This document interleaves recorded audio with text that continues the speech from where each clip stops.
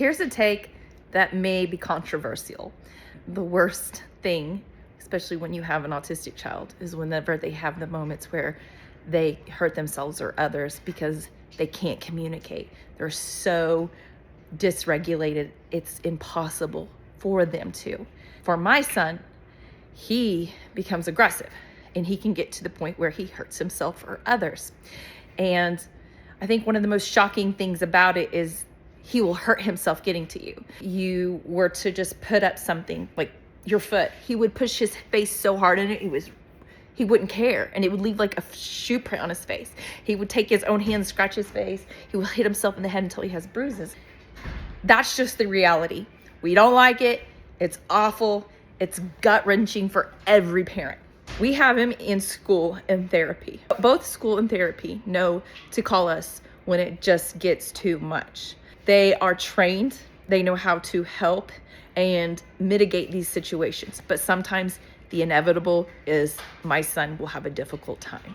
You get your kid from the school, it's not fun to see them covered in some kind of like new scratch, new bruise. Our reality is that if and when the schools like come and get Stadler, we do.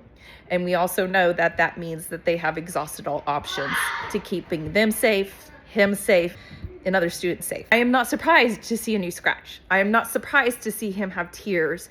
Petechiae spotting, which is a trauma to the epidermal, which is like small red spots. It kind of looks like it could be a rash or a rug burn, but it's not. And it could be just from crying so hard, he has petechiae everywhere. Again, it's just little red dots that look like a rash or something like that. Most parents would be like, holy shit, what'd you do to my kid? Why'd you do that? And the reality is, that's part of it. That's part of autism. That's part of profound autism, high support needs autism. When they get in that situation, they can hurt themselves. They can create marks and bruises. And what the teachers, the staff, the administration go through with our son is what we go through here at home. So we know what's possible and what's not. And they know what they can tolerate and what they can't, which is why they call us, okay, I'm there in 20 minutes. But I pick up my son and never once do I think, you abused my child. Because Mr. Burley and I live this. We know that our son most likely abuses them. And it's only because right now he has no communication. It's not fun. It's not pretty. No one enjoys it. It can be a very sticky situation. A lot of parents feel like their child was mishandled.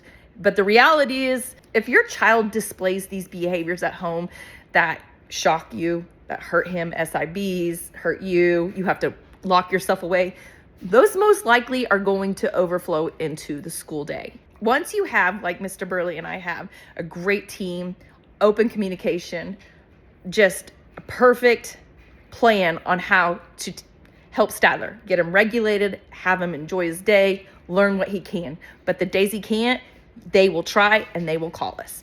Sometimes those days involve him biting, kicking, hitting. That is not the teacher's fault. That is not the administration's fault. That is not anybody's fault. And the safest thing that they can do is restrain him, put him somewhere safe, away from other people. And I know restraining is scary. I know you don't like it. I don't like it either. My son cannot be allowed to hurt people and other students. They have an obligation to keep everybody safe. And if that means they have to restrain my son, that means they have to do it. Now, within reason, none of them are in their WWE slamming their elbows in him and stuff like that. Thank God. These are professionals. It sucks. It's not fun. The teachers don't like it. The staff doesn't like it. Parents don't like it. But that's the reality of autism. But I can speak for us and say, if our teacher was like, he had a hard day, I did my best, Mr. Burley and I are not up in arms if he has like a little bruise or a new scratch. That's pretty common. We experience that at home.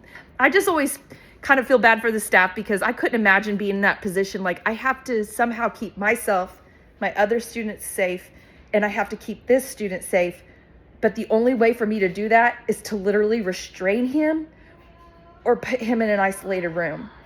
That's probably not fun for them. And they're probably terrified immediately, like, what liability issues am I going to put myself in and the school in just by trying to protect everyone? He has better days more than he has bad days. And on the bad days, they call me, and that's all we want. There isn't a lot of research or understanding on autism. So they're just doing what they're professionally taught, what the world already knows. It's not like they're magicians and can do any better than us. I'm covered in scratches and bruises and bite marks. My son is, my husband is. It is not the school's responsibility to take a beating. They'll call me, I'll get them. This is another reality of autism that's hard for people to talk about because it sucks. That's your baby. We love them. But as of right now, that is what has to be done.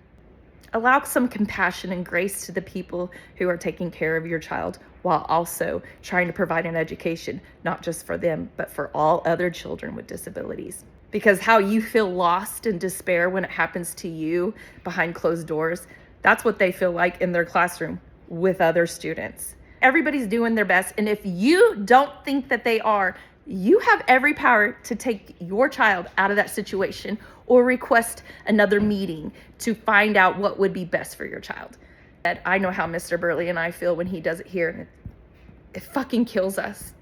It's so sad. We love him so much. I appreciate the staff. I appreciate the school. And I appreciate you listening. If you are in these situations, I'm very sorry.